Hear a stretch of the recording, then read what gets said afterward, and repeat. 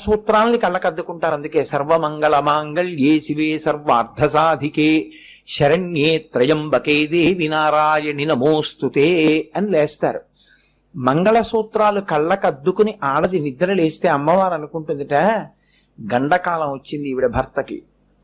ఇవాల్టి రోజున అతను శరీరాన్ని విడిచిపెట్టవలసినటువంటి క్షణం వచ్చేసింది. పిచ్చిదానికి తెలియదు.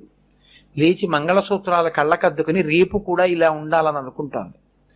నన్ను నమ్మింది, అందుకని మంగళసూత్రాల్ని కళ్ళకద్దుకుంటోంది. ఆనాడు పీటల మీదకి వచ్చే ముందు నన్ను ఆరాధన చేసి వచ్చింది. ఇప్పటికీ ఆవిడ కోరుకునేది నన్నే నమ్మి భర్త ఉండాలని కోరుతోందని. ఆవిడ ఏం చేస్తుందంటే, ఇప్పుడే నేను కారులో వస్తుంటే ఉమామహేశ్వర స్తవం వినపడింది, శంకరాచార్య కృతం. మోహన్ రావు కారులో నమ శివాభ్యాం అశుభాపహాభ్యాం. ఆ తల్లికున్న గొప్ప శక్తి ఏమిటంటే అమంగళాన్ని తీసేస్తుంది.